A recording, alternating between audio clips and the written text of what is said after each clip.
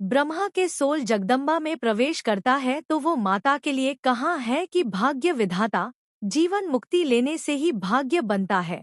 माता के रूप में वो उद्धार करने का निमित्त बनता है। जीवन रहते रहते आत्मा अतीन्द्रिय सुख का अनुभव करे उसे कहते हैं जीवन मुक्ति, जो ब्रह्मा द्वारा ही उपलब्ध होती है। झाड़ के में लिखा है कि ब्रह्मा द्वारा जीवन मुक्ति देता हूँ और शंकर द्वारा मुक्ति दे, इसका क्या मतलब है? हाँ, ब्रह्मा ने तो शरीर छोड़ दिया और द्वारा ही खत्म हो गया। मेरी बुद्धि तो बढ़िया चली। ब्रह्मा ने शरीर छोड़ दिया तो ब्रह्मा द्वारा वाली बात तो खत्म ही हो गई।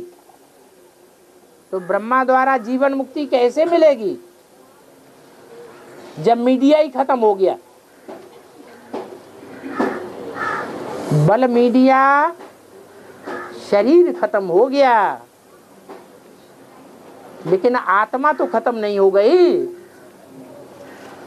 आत्मा इस सृष्टि पर मौजूद है या परमधाम चली गई है? इस सृष्टि पर ही मौजूद है। इस सृष्टि में रह करके वो आत्मा सूक्ष्म शरीर के द्वारा भी कार्य कर रही है और बीज रूप स्टेज में कोई बीज रूप आत्माओं में, बच्चों में प्रवेश भी करती है।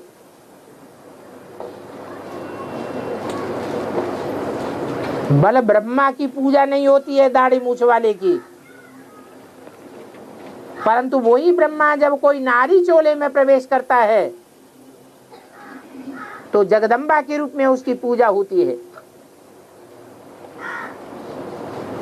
जो ब्रह्मा का अर्थ है वही जगदम्बा का अर्थ है। ब्रह्मा माने बड़ी अम्मा, ब्रह्म माने बड़ी, माँ माने माँ, और जगदम्बा माने सारे जगत की माँ, बड़ी से बड़ी माँ। तो जो जगदम्बा नारी चोला है वो नारी चोला एक तरह का डब्बा है। उस डब्बे में ब्रह्मा की सोल प्रवेश करके कार्य करती है, जगदम्बा का पार्ट बजाती है और पूजी जाती है। वो माता के लिए कहा है, माता तू है जग की भाग्य विधाता। कैसे भाग्य बनता है?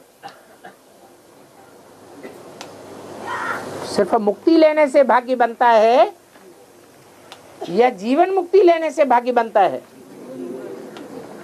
जीवन रहते रहते प्राप्ति हो जाए तो भाग्य बनता है। शरीर ही छूट जाए फिर भाग्य बने? ये तो जंगल में मोर नाचे किसने देखा?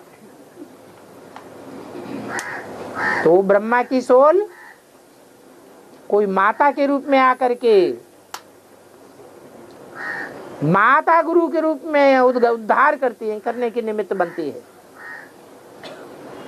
माता गुरु बगैर उद्धार हो न सके। उद्धार का अर्थ ही है जीवन मुक्ति।